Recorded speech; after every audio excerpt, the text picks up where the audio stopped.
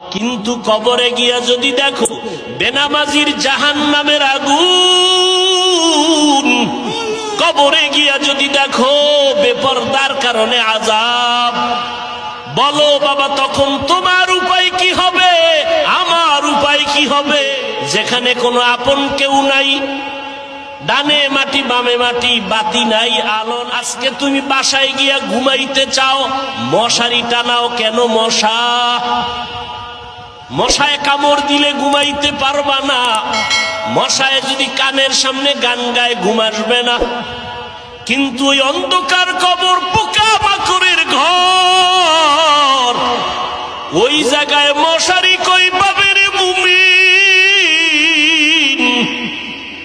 ওই কবরে আজকে বিছানায় ঘুমাইতে গেলে গরম লাগে, ফ্যান চালাও। অনেকের এত বেশি গরম, কয় এসি লাগাও। গুনাহগার হইয়া যদি কবরে যাও, ওই কবরে আল্লাহর নবী বলেন যারা 3 প্রশ্নের জবাব দিতে পারবে না, আল্লাহর অর্ডার হবে, ও ফেরেশতা এই বান্দাকে আর কোন সুযোগ দিও না, আমি দুনিয়াতে কম সুযোগ দেই নাই। আমার দেওয়া সূর্যের আলো, চাঁদের আলো ভোগ করলো, আমার দেওয়া জমিনের ফসল খাইলো, গাছের ফল খাইলো, আমার দেওয়া নিয়ামত বাতাস, আমার দেওয়া নিয়ামত পানি, সব ভোগ করার পর একবারও শুকর আদায় করে নাই।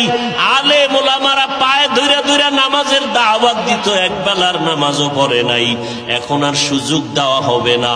এই নাফরমান নিজেও নামাজ পড়ে নাই, অন্যেরা নামাজ পড়বে তাও পছন্দ করে নাই, নিজেও টুপি পরে নাই, অন্যেরা টুপি পরতো তাও পছন্দ করে নাই, নিজেও হালাল খায় নাই, অন্যেরা হালাল খাইতো তাও পছন্দ করে নাই, নিজেও জিকির করে নাই, যারা জিকির করত তাদেরও পছন্দ করে নাই।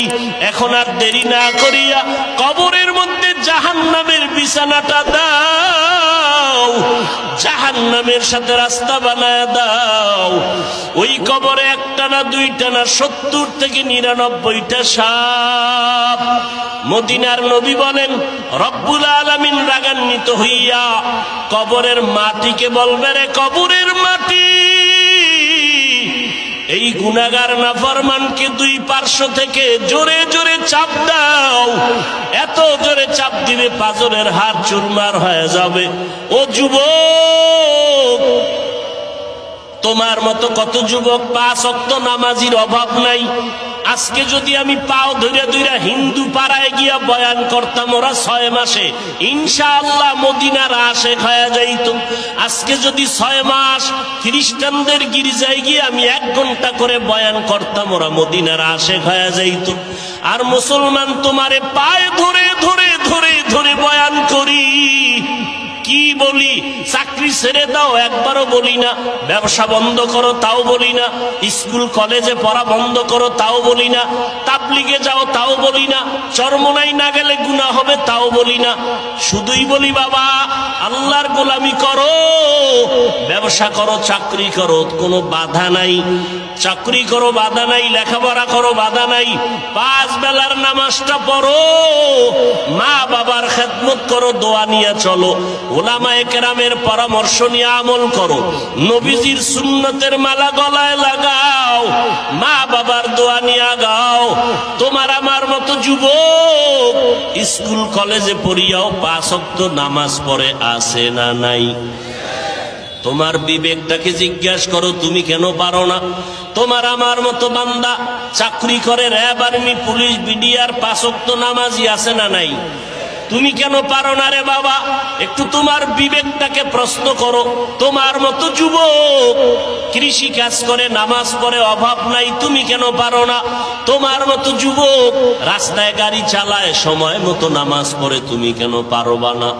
তোমার মতো যুবক আজকে দেখো কর্মচারী কাজ করে, নামাজ পড়ে, সময় মতো নামাজ ছাড়ে না, তুমি কেন পারবা না?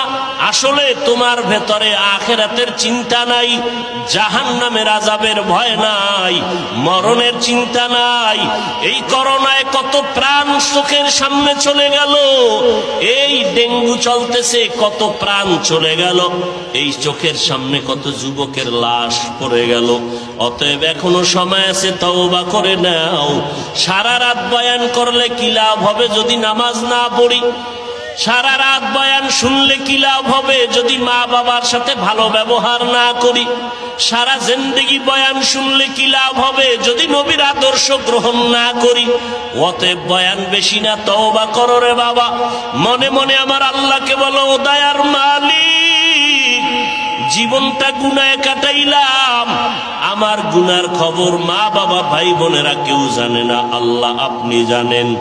আজকে থেকে তওবা করলাম, নামাজ ছাড়বো না, বেপরদায় চলবো না, মা বাবাকে কষ্ট দিব না, ওলামায়ে কেরামের পরামর্শ নিয়ে চলবো, দেশের বিরুদ্ধে জাতির বিরুদ্ধে কোনো ষড়যন্ত্র করব না।